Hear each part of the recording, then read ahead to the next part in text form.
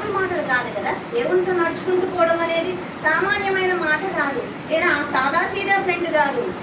మొత్తం సృష్టించిన దేవుడు ఒక్క మాటతో సృష్టినంతటిని సృష్టించిన దేవుడు ఏం సృష్టించాడు? ఆకాశాన్ని, ఆకాశ మండలాన్ని సృష్టించిన దేవుడు. ఒక్క మండలంలో ఎన్నో సప్తఋషి మండలం, అది మన మండలమే చిన్న సప్తఋషి మండలం కదా. మిలియన్ స్టార్స్ అయితే ఒక గెలాక్సీ. అలాంటి గెలాక్సీలు ఎన్నో ఉన్నాయి ఈ విశ్వంలో మొత్తంలో కదా. అలాంటి మండలాలని నోటి మాట చేత కలుగులుగాక, నక్షత్రములు కలుగులుగాక, నెక్స్ట్ భూమి కలుగులుగాక అని ఒక్క మాటతో, మాట చేతనే మనం ఫస్ట్ పాట పాడుతున్నాం. ఏమని? మహాత్తు గల తన మాట చేతనే మన మేలు కోసమే. ఇంత గంభీరమైన దేవుని చెయ్యి పట్టుకొని నడుచుకుంటూ పోతున్నాడంట ఈ హనోక్. సామాన్యమైన వాడా కాదు కదా. హనోక్ సామాన్యమైన వాడు కాదు. చెయ్యి పట్టుకొని నడుచుకుంటూ పోతున్నాడంటే మరి ఎవరితో నడుచుకుంటూ పోతున్నామో వాళ్ళ బుద్ధులు మనకు వస్తాయి కదా నాన్న. పిచ్చోనితో స్నేహం చేసామనుకో ఆ పిచ్చి బుద్ధులు మనకు వస్తాయి. అల్లరి చేసేవాడితోనే మనం నడుస్తున్నామనుకో అల్లరి పనులు మనకు వస్తాయి. ఇప్పుడు దేవునితో సహవాసం చేస్తున్నాడంటే ఈ హనోకు ఎవరి తెలివి వస్తుంది? దేవుని తెలివి వస్తుంది కదా. దేవుని తెలివి మామూలుగా ఉంటుందా? చాలా గంభీరమైనది. అయితే దేవుని తెలివి కలిగిన వాళ్ళు ఎలా ఉంటారు తెలుసా? పాము వలె వివేకంగా, పావురం వలె నిష్కపటంగా ఉంటారు కదా. పాము వలె వివేకంగా, పావురం వలె నిష్కపటంగా ఉంటారు. మరి దేవునితో నడుస్తున్నాడు కాబట్టే ఈ హనోకు ఎలా ఉన్నాడు? భయంకరమైన ఏ వావి భాషలు లేదు, భయంకరమైన వాళ్ళు, హత్యలు చేసేవాళ్ళు, ఒక జాలి దయ లేదు ఆ రోజుల్లో ఉన్న మానవుల్లో. అలా ఇప్పుడు మనం చూస్తున్నామే. ఇప్పుడు క్రిస్టియన్స్ దేవుణ్ణి నమ్ముకున్న వాళ్ళు అంటే భయంకరంగా చంపేవాళ్ళు ఉన్నారు కదా. అలాంటి పరిస్థితులే ఆ రోజులున్నాయి నాన్న. ఆ రోజుల్లో ఎంతో జ్ఞానంతో పాము వలె వివేకంగా, పావురం వలె నిష్కపటంగా నడుచుకుంటూ పోతున్నాడు. వాళ్ళతో స్నేహం చేయడం లేదు, వాళ్ళని చెడ్డ చేసుకోవడం లేదు, వాళ్ళతో సహవాసం చేయడం లేదు, దేవునితో నడుస్తున్నాడు, వాళ్ళ జోలికి వెళ్ళట్లేదు, తన దారిలో తాను. ఈ రోజుల్లో మనకు అవసరమైన లెసన్ అని ఈరోజు నాకు చాలా అనిపించింది. ఎందుకు తెలుసా? అంటే ఇలాంటి పరిస్థితుల్లో ఉన్నాం ప్రభు మేము కూడా అని నేను రాత్రి ఇది అంతా తలుచుకుంటూ ఉంటే, ఇలాంటి పరిస్థితులు దేవుడు పిల్లలకి కూడా ఈ లెసన్లలో కొన్ని మేము వరుసగా ఇవ్వకుండా కొన్ని లెసన్స్ తీసుకుంటున్నప్పుడు దేవుడు మన పరిస్థితులు ఈ రోజుల్లో ఉన్న క్రిస్టియన్స్కి, సంఘాల్లో ఉన్న పిల్లలకి ఎలాంటి అవసరమో అలాంటి పాఠాలనే దేవుడు మనకు అనుగ్రహించినాడు కదా. మనం ఎలా ఉండాలంట? పావురం వలె నిష్కపటంగా, పాముల వలె వివేకంగా ఉండాలి. జాగ్రత్త. మీరు కూడా చిన్న పిల్లలు స్కూళ్ళల్లో, కాలేజీలలో ఉంటున్నారు పిల్లలు. ఎలా ఉండాలి? మీరు జాగ్రత్తగా ఉండండి. వాళ్ళ జోలికి మనం వెళ్ళొద్దు, వాళ్ళను కొన్ని దూషించవద్దు, మనకు ఏమి వద్దు. మన పరిశుద్ధత మనకు అవసరము. మన మాదిరికరమైన జీవితమే ఇంకొకరిని దారిలోకి తెచ్చే విధంగా మనల్ని ఒకరు పాయింట్అవుట్ చేయకూడదు. పిల్లలు నేను వాడి స్కూల్లో చాలా భయంకరమైన పిల్లలు ఉన్నారు. వాడికి చెప్తుంటా, రే వద్దు, ఒకవేళ స్నేహం అనేది చేస్తే ఒక్కడైనా చాలు, వద్దు, మనకి అంత చెడ్డ గుణం వస్తుంది అన్న మాత్రం నువ్వు స్నేహం చేయి అని చెప్తున్నాను. ఎందుకని?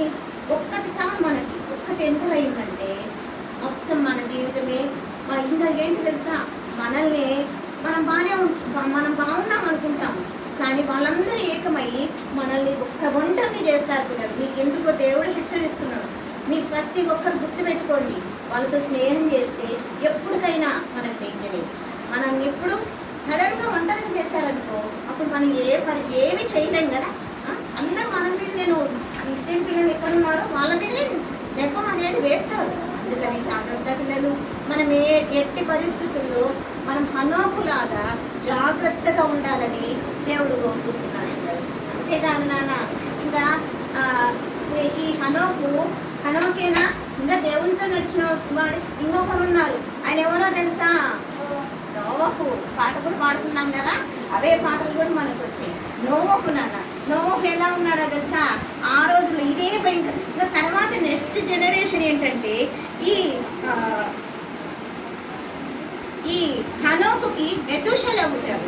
మెతూషెలకు లెమెకు పుట్టాడు. లెమెకు తర్వాత నోవహు పుట్టాడు. అంటే ముత్తాత అవుతాడు అనమాట ఈ హనోకుకి. ఎవరు? హనోకి నోవహుకి హనోకు ముత్తాత అవుతాడు.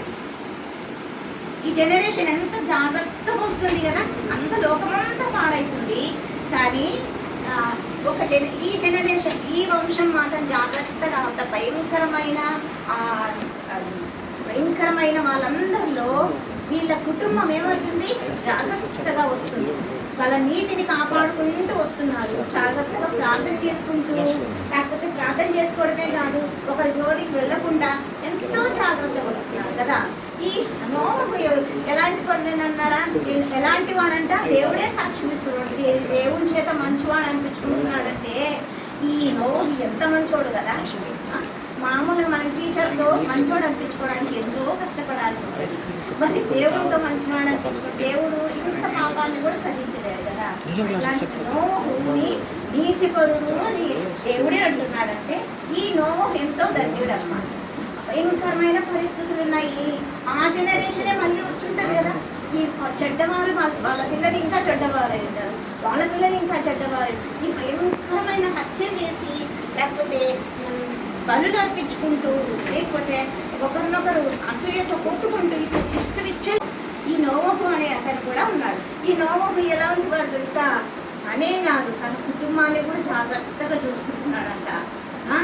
సరే ప్రార్థన అని చెప్పేసి, గుడి అని చెప్పేసి కుటుంబాన్ని వదిలేలా ఏం చేస్తున్నాడంట తెలుసా? తను జాగ్రత్తగా ఉంటున్నాడు. కుటుంబంలో ఉన్న పిల్లలందరినీ, భార్యని, పిల్లల్ని, కూతుర్లని, కొడుకుల్ని, కోడళ్ళని అందరినీ నడిపించుకుంటూ ఉన్నారు.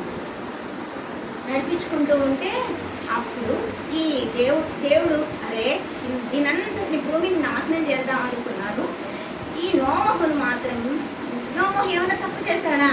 చేయలేదు కదా. అందుకని నోవహును మాత్రం కాపాడుదామని నోవహుతో చెప్తున్నాడు. నోవహు, నేను నీకు ఒకటి చెప్తాను. నేను నీకేం చెప్తాను? నువ్వు ఒకటి ఓడను తయారు చేసుకో. ఓడను తయారు చేసుకొని ఆ ఓడలో నీ కుటుంబాన్ని ఆ ఓడలోనికి ఎక్కించు అన్నాడు. ఓడను తయారు చేసుకోమంటుంటే, ఓడంటే ఆ రోజుల్లో తెలియదు ఎవరికి, కానీ ఓడను తయారు చేసుకోమన్నాడు. దేవుడు ఈచ్ అండ్ ఎవ్రీథింగ్ మొత్తం చెప్తున్నాడు. ఇంత చెక్క తీసుకో, ఇన్ని మేకులు తీసుకో, ఇంత తారు పోయి, లేకపోతే ఇంత గమ్ము తెచ్చుకో అని చెప్పి అంతటిని చక్కగా చెప్తున్నాడు. దేవుడు ఏమి చెప్పాడో తను సొంతంగా ఏది చేయలేదు. 3 అరలు ఉండి చక్కటి ఓడను తయారు చేశాడంట. ఎవరు? నోవహు తయారు చేశాడు కదా. నోవహు తయారు చేసిన తర్వాత ఒకటే పెద్ద పెద్ద ఓడకి ఒకటే ఒకటి తలుపు పెట్టాడు పిల్లలు. ఇది బాగా జాగ్రత్తగా గుర్తుపెట్టుకోవాలి. 2-3 అంత పెద్ద ఓడకి ఒకటే తలుపు 2-3 తలుపులు, వెనక తలుపు, ముందు తలుపు, పక్క తలుపు అని పెట్టలేదు. ఒకే ఒక్క తలుపు పెట్టాడు. ఆ ఒకే ఒక్క తలుపులో ఆ తలుపు నుండే వెళ్ళాలి. ఏ జంతువు వెళ్ళినా, ఏ మనిషి వెళ్ళినా ఆ తలుపు నుండే వెళ్ళాలంటే నియమం పెట్టాడు. పెట్టిన తర్వాత ఏమైంది తెలుసా? నోవహు వెళ్తూ ఉన్నాడంట. మనుషులై అందరికీ నువ్వు చెప్పు, నోవహు ఇక్కడ ఉన్న ప్రజలందరికీ చెప్పు, ఈ ఓడలోకి ఎవరు వస్తారో వాళ్ళందరినీ నేను కాపాడతాను. ఎవరైతే వెళ్ళిపోతారో, ఎవరైతే ఈ ఓడలో ఉండరో వాళ్ళందరినీ నాశనం చేస్తాను. వీళ్ళందరి మాట వింటే వాళ్ళే రక్షింపబడతారు. నేను ఎలా నశింప చేయబోతున్నాను తెలుసా? పెద్ద వర్షాన్ని కురిపించబోతున్నాను అన్నాడు. అంటే సరే దేవా అని అలాగే చేశాడు. మీకు ఇంకా ఈ కథ అంతా మీకు తెలిసిందే. కానీ జంతువులన్నీ వస్తున్నాయి. నోవహు రెడీగా పెట్టుకున్నాడు. అందరినీ బతిలాడుతుంటే ఈ ఓడ అనేది వాళ్ళకి తెలియలేదు. వర్షం అంట ఏదో నోవహు ఈ తాత భలే చెప్తున్నాడు. ఈ మాటలు ఏం భలే ఉన్నాయి, వేస్ట్గా చెప్తున్నాడు. ఎప్పుడన్నా మనం వర్షాన్ని చూసామా? మనం వర్షాన్ని చూడలేప్పుడు ఈ నోవహు వర్షం వస్తుందంట, అందరిని చంపేస్తుందంట అని చెప్పి ఎగతాళైపోయింది. వాళ్ళకి ఎగతాళైపోయింది. ఒక్కరు కూడా మాట వినడం లేదు. ఇప్పుడు మనం సువార్త చేస్తుంటే అందరు ఎగతాళి చేస్తున్నారే. ఇప్పుడు మనం సువార్త చేస్తుంటే అందరినీ, దేవుని బిడ్డలందరినీ చంపుతున్నారే. అలాంటి వాళ్ళు ఆ రోజుల్లో ఉన్నారు పిల్లలు. ఎగతాళిగా, చంపే రకంగా అలా ఉన్నారు. అలాంటి పరిస్థితులు ఈ రోజుల్లో ఎలాంటి పరిస్థితులు ఉన్నాయో సేమ్ అదే పరిస్థితులు ఆ రోజుల్లో ఉన్నాయి. ఆ రోజుల్లో ఎలాంటి పరిస్థితులు ఎలా ఉన్నాయో ఈ రోజుల్లో కూడా అలాంటి పరిస్థితుల్లో ఉన్నాయి నాన్న. అప్పుడు దేవుడు మనుషులందరూ వినలేదు, కానీ జంతువులు విన్నాయి. పిల్లలు జంతువులు విన్నాయి, సింహాలు విన్నాయి, చిన్న పాకే పురుగులు విన్నాయి, ఆకాశ పక్షులు విన్నాయి. వాటికి ఎవరు నోవహు పోయి సువార్త చెప్పలేదు, లేకపోతే దేవుడిపై దేవుడు చెప్పాడేమో తెలియదు మనకి. మనం నోవహు బ్రతిమలాడలేదు, రండయ్యా వీళ్ళని బ్రతిమలాడాడు, రండయ్యా నాశనం అయిపోతారు మీరు, వద్దు రండి మా ఇంట్లో మాతో పాటు మీరు ఓడలోకి వచ్చేయండి అంటే ఒక్కరు వినకుండా పెడచెవిని పెట్టారు. కానీ జంతువులు విన్నాయి పిల్లలు, సింహాలు, భయంకరమైన సింహాలు మాట విన్నాయి, వస్తున్నాయి వాటికవే, ఒక ఆడది ఒకటి మొగది, వెంటనే వచ్చి లోపలికి వెళ్ళిపోయింది.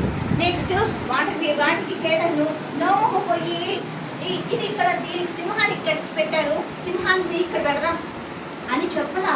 ఆ బైబిల్లో చదవండి ఎలా ఉందంటే వాటంతటికి అవే వాటికి కేటాయించిన స్థలాల్లో అవి పోయి కూర్చున్నాయంట, అవే పోయి కూర్చున్నాయి.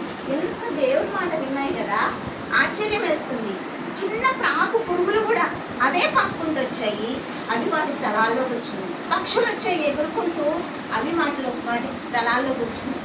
కానీ మనిషి మాత్రం బ్రతిమలాడి అయ్యా మీకు అన్నీ సిద్ధపరిచినాం రండి అని చెప్తే వినలేదు. ఇప్పుడు మనం బీబీఎస్కి ఎంతమందిలో పిలిచాం కదా, ఒక్కరన్నా వచ్చారా? రాలా. కానీ దేవుడు ఏ టైంలో వస్తాడో మళ్ళా అప్పుడు వాళ్ళకి ఛాన్స్ ఉంటుంది కదా. సరే చూడండి నాన్న, ఏమైందంట అక్కడ ప్రతి ఒక్క ప్రాకే పురుగు కూడా వచ్చిందంట. వచ్చి దాని ప్లేస్లో కూర్చుంటే దేవుడు ఏం చేశాడు తెలుసా, వాళ్ళకి ఇచ్చిన టైం అయిపోయింది. గ్రేస్ పీరియడ్ అని ఇస్తాడు దేవుడు, ఆ గ్రేస్ పీరియడ్ కాస్త పోయింది. గ్రేస్ పీరియడ్ ఉన్నంత వరకే మనం బ్రతుకున్నాం. ఈరోజు మనం బ్రతుకున్నామంటే దేవుని కృప వలనే. ఒక దేవుని కృప అట్ట చిన్నగా దేవుడు అట్లా కన్ను మూస్తే చాలు భూమి సమస్త సృష్టి నాశనం అయిపోతుంది. తెలుసు కదా మీకు, ఏమైపోయింది వినాలి నాన్న. ఈ దేవుడు చెప్పిన మాట విన్నాయి, అవన్నీ విన్నాయి, కానీ మనుషులు వినలేదు. దేవుడు అన్నట్టుగానే ఎన్ని రోజులు దేవుని వర్షాన్ని పంపిస్తానన్నాడో తెలుసా? 40 పగుళ్ళు 40 రాత్రులు. ఎంత బాగా గుర్తుపెట్టుకోండి, 40 పగుళ్ళు 40. అరే 40 పగుళ్ళు వర్షం కురిసి, రాత్రులు వర్షం కురిసి, పగలు ఎండ వచ్చినా కూడా మనకి నీళ్ళు ఆగవు కదా. కానీ దేవుడు అట్ట చేయలే. 40 పగుళ్ళు 40 రాత్రులు కంటిన్యూస్గా కుండపోత వర్షం. కుండపోత వర్షం అంటే తెలుసా, కుండ నీళ్లు ఒక్కసారి పోస్తూ ఉంటే ఎంత నీళ్ళు వస్తాయో అట్లా కంటిన్యూగా పడుతున్నాయి అన్నమాట. కంటిన్యూగా పడుతున్నాయి. అంతటితో అయిపోయిందా? చూడండి ఒక్కసారి ఏమైంది తెలుసా, కింద నీళ్ళు పైన పడుతూనే ఉన్నాయి, కింద మహా అగాధ జలాలు పైకి ఉబ్బుకుతున్నాయంట. పై నుండి పైకి నీళ్లు వస్తున్నాయి, పైన నీళ్లు పడుతున్నాయి, కింద నీళ్లు ఉప్పుతున్నాయి. అంటే ఇంకెంత భయంకరమైన పరిస్థితి కదా. ఇంకా ఫుల్ జలమయమైపోయింది. మొత్తం ఏమైపోయిందంట, ఏమైపోయింది, జలమయమైపోయింది. ఓడ తేలుతూ అప్పుడు వచ్చి నోవా తలుపుది, మేము ప్రాణాలతో అమ్మ ఈ వర్షం మమ్మల్ని చంపేస్తుంది, వరదలు వచ్చేస్తున్నాయి మమ్మల్ని చంపేస్తుంది, నోవా తలుపుది అంటే నోవహు తలుపు తీస్తాడా? ఆ లాంటి చేసింది ఎవరు? దేవుడే. మనం పాడుకున్నాం కదా, దేవుడే ఓడ తలుపు బిగించెను. ఎవరు బిగించారు? దేవుడు బిగించాడు. దేవుడు బిగిస్తే ఇంక మళ్ళా వస్తుందా? నోవహు చేతికి ఇవ్వాల, అన్ని దేవుడిచ్చాడు. కానీ నోవహు చేతికి దేవుడు ఇవ్వలేదన్నమాట. చూడండి ఇక్కడ చూడండి, వాళ్ళందరూ ఓడ తేలుతూ ఉంది, మనుషులందరూ చనిపోతున్నారు. మాట వినని పక్షులు జంతువులు కూడా చనిపోయాయి, మాట విన్నవి మాత్రమే నిలబడ్డాయి కదా. ఓడ తేలుతూ ఉంది. ఇది ఉట్టిదనుకుంటున్నారేమో, మన బైబిల్లో కథలు చెప్తుందిలే ఆంటీ అనుకుంటున్నారేమో. ఒకసారి మీరు గూగుల్లో సెర్చ్ చేయండి, నోవహు ఓడ అని చెప్తే అది అరారాతు కొండ మీద ఇప్పటికీ ఉంది. దానికి చుట్టూ కంచె వేసేసి ఉన్నారు. అది పట్టుకుంటే ఇంక మెత్త పడిపోతుందని దానికి ఒక యార్డు. వీళ్ళ తాతయ్య వెళ్ళాడు కదా, వీళ్ళ తాతయ్య వెళ్ళినప్పుడు అక్కడ ఓడను కూడా చూశాడంట. ఈ ఓడ ఎలా ఉందంట, ఇప్పటికీ ఉంది పిల్లలు. అంత పెద్ద ఓడ క్రీస్తు పూర్వమే కదా. నోవాహు ఏం చేశాడు? వెళ్ళి ఒక పావురాన్ని వదిలాడంట. పావురాన్ని వస్తే అది కింద చూసింది, అమ్మో ఆ నీళ్ళు ఆరలేదు, 40 పగళ్ళు 40 రాత్రులు అంటే ఆరతయ్యా, ఆరలేదు. వెంటనే వచ్చేసింది. తర్వాత ఒక కాకిని వదిలేశాడు. కాకి వెళ్ళింది, తిరిగి రాలేదు ఇంకా. తర్వాత మళ్ళీ ఇంకొక పావురాన్ని వదిలాడు అనమాట. అప్పుడు ఏం చేసింది తెలుసా? ఆ పావురం నల్లటి పావురం ఏం చేసింది? చిన్న ఒలీవ మొక్కను తీసుకొచ్చాడు, వచ్చింది. అప్పుడేమైంది? ఓహో, దేవుడు నీళ్ళంతా నింపుకోజేశాడని చెప్పి అప్పుడు తలుపు తీసి బయటకు వచ్చారనమాట. వచ్చిన తర్వాత చూస్తే సమస్త జీవరాశి నాశనం అయిపోయింది. ఎవరి కుటుంబం మాత్రం ఉంది? నోవహు కుటుంబం మాత్రం ఉంది. నోవహు కుటుంబం మాత్రమే. నోవహు కుటుంబంలో నోవహు భార్య, కూతురు, అల్లుళ్ళు, కోడళ్ళు మాత్రమే భూమిపై ఉన్నారంట. అప్పుడు దేవుడు అనుకున్నాడంట, నోవహు ఇదిగో నేను ఒక నిబంధన చేస్తున్నా. ఇంకా ఇలా నేను బాధపడ్డాను.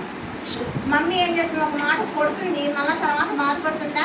డాడీ ఒక మాట తిడతాడు, ఎందుకు తిట్టానురా, ఎందుకు కొట్టానురా తెలుసా? ఇది తప్పు చేసావు, ఈ తప్పు చేసావు, అందుకనే కోపం వచ్చిందని చెప్తాను కదా. అలాగే దేవుడు కూడా బాధపడ్డాడంట. మరి ఇంత నాశనం చేయను నాకు అని ఏం చేశాడు తెలుసా? ఒక ఇంద్రధనుసును సృష్టించాడంట. ఆ ఇంద్రధనుసును చూసినప్పుడు అంతా మనం ఏం గుర్తు తెచ్చుకోవాలి? మనం మనతో దేవుడు చేసిన నిబంధనను గుర్తు చేసుకోవాలి. మనం దేవునితో చేసిన మనతో దేవుడు ఏం నిబంధన చేశాడు?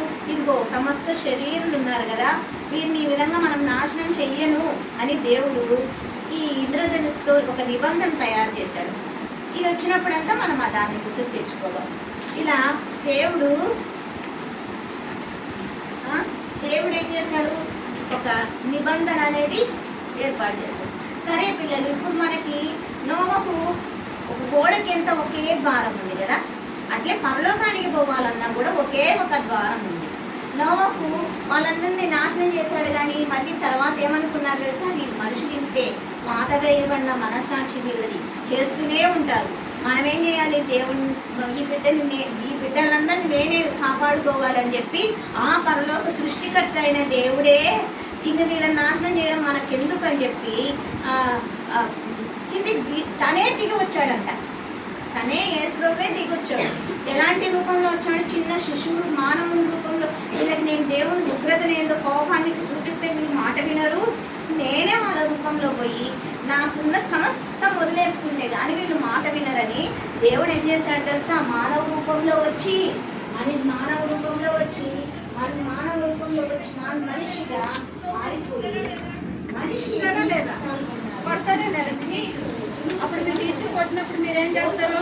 అమ్మ ఇంటికి వచ్చి అమ్మ నన్ను టీచర్ కొట్టింది, నాకు నొప్పి కొడుతుంది అంటారు. అప్పుడు అమ్మని ఏం చేస్తారు? గొప్పగా మా పిల్లలు మేమే కొట్టమని ఇల్లు అడుగుతారు. కానీ యేసుప్రభు ఎవ్వరికి చెప్పాల. ఎంత బాధనైనా ఎంత వేదనైనా ఎగమించుకుని ప్రభు కోసం నిలబడ్డారు. అది చేతులతో మీద కొట్టుకున్నా, పిల్లలకి ఏరేంటో పెట్టుకున్నా, దెబ్బలైనా ఎన్నైనా భరించాడు. మన కోసం ఆయన రక్తాన్ని చిందించాడు, సైదము చెల్లించాడు. ఆయన కోసం మనం ఏం చేయాలి? ప్రార్థన చేసుకోవాలి. పాపానికి ఎవరు శిక్ష విధించింది? యేసుప్రభు వారే. మనం చేతులతో చేసిన పాపాలు చిన్న చిన్నవే లాగి గిచ్చుతూ ఉంటాం, కానీ ఆ పాపం వల్ల వచ్చే జీవితం పెద్ద మరణం. అలాంటి మరణానికి మనం పాత్రులం కాకూడదని, మనం అలా ఉండకూడదని యేసుప్రభు ఏం చేస్తున్నాడు తెలుసా? శిలువ మీద మేకులు పెట్టుకున్నాడు. నాన్న 2 మేకుల మీద వేలాడుతున్నాడు. పిల్లలు చూడండి, ఒక్కసారి చూడండి. యేసుప్రభు వారు మనం ఒకరి మీద నింద వేస్తున్నాం కదా, ఆయన నిందించబడినాడు. అందరూ ఆయన నిందిస్తుంటే మొత్తం తండ్రిని, మహిమను, దేవదూతలందరినీ వదిలేసుకొని భూమి మీదకి వస్తే అందరు తన చేతులతో అందరినీ స్వస్థపరుస్తూ ఉంటే, కళ్ళతో కళ్ళు లేని వారికి కళ్ళిచ్చి, చేతులు కుష్ఠరోగులకి బాగు చేసి అందరినీ బాగు చేస్తూ ఉంటే వాళ్ళే నిందిస్తున్నారు. వాళ్ళే కాదు, నువ్వు నేనే నిందిస్తున్నాం మనం దేవుణ్ణి. తప్పులు చేసి మనం ఏమి చేయకూడదు అంటున్నాము, ఆ తప్పులన్నీ మనం చేసి దేవుణ్ణి నిందిస్తున్నాం, దేవుణ్ణి దోషిగా పెడుతున్నాం. దేవుడు మౌనంగా ఉన్నాడు వాళ్ళ దగ్గర. ఒక్క మాటలు వాళ్ళందరినీ నాశనం చేయొచ్చు, కానీ చేయలేదు. ముందు నాన్న వినాలి, అస్సలు నాశనం ప్రశ్న చేయలేదు వాళ్ళని. ఏం చేస్తున్నాడు తెలుసా? గొర్రెపిల్ల ఎట్లుంటుందో అలాగే మౌనంగా ఉన్నాడు. మౌనంగా ఉండడమే కాదు, శిలువ మరణం పొందాడు యేసు ప్రభువారు. చూడండి, దేవాది దేవుడే ఈ దొంగల మధ్య చనిపోవాల్సిన అవసరం ఏముంది? దొంగలాగా చనిపోవాల్సిన అవసరం ఏముంది? 3 మేకల మీద రక్తమంతటిని దారబోస్తున్నాడు. నిన్ను ఆ శిలువ మీద నుండి ఇప్పుడు నిన్ను చూస్తున్నాడు యేసు ప్రభువారు. ఇప్పుడు నిన్ను చూసి అడుగుతున్నాడు, బిడ్డ నేను నీ కోసం నిన్ను చూస్తున్నాను. నీ కోసం నేను ఇంత త్యాగం చేశాను కదా. పరలోకాన్ని నాకు ఇష్టమైన మాటని ఏది పెట్టుకోలేదు. నేను నీ కోసం వచ్చాను ఈ లోకానికి వచ్చి నేను నీకు శిలువ మరణం ఎంతో ఇష్టంగా పొందుతున్నాను. నాకు కావాల్సినవన్నీ ఉన్నాయి, కానీ నాకు వద్దు, నాకు నువ్వు కావాలి అని చెప్పి ఈ శిలువ మధ్యలో ఉండి యేసు ప్రభువు నిన్ను కోరుకుంటున్నారు. యేసు, నా బిడ్డ నా కోసం నువ్వు జీవించు, నన్ను నీ స్వంత రక్షకునిగా అనుకో, నేను నీ కోసమే బిడ్డ, నేను నా రక్తమంతటిని దారపోస్తున్నాను నీ కోసమే బిడ్డ. నేను ఎంత పక్కన బల్లెకు పోటు హృదయంలో పొడుస్తున్నాను, నాకు వద్దు, నాకు ఈ ప్రాణమే వద్దు, నాకు ఈ రక్తం అంత కారని మొత్తం తీసేసుకోండి, నాకు నువ్వు మాత్రం కావాలి. నువ్వు ఆ సాతానుతో పాటు నరకంలోకి పోవు. నువ్వు ఆ సాతానుతో పాటు నరకంలోకి పోయావనుకో, నేను సృష్టించి నేను ఇంత కష్టపడింది అంత వృధా అయిపోతుంది, నేను ఇంత త్యాగం చేసింది వృధా అయిపోతుంది. నాతో పాటు నువ్వు ఉండాలి, నాతో పాటు నువ్వు పరలోకాల్లో ఉండాలి అని చెప్పి యేసు ప్రభు వారు ఏం చేస్తున్నాడు తెలుసా? రక్తమంతటిని దారపోసి నీ కోసం నువ్వెప్పుడు హృదయం ఇస్తావా అని ఎదురు చూస్తావు. నువ్వెప్పుడు హృదయం ఇస్తే అప్పుడు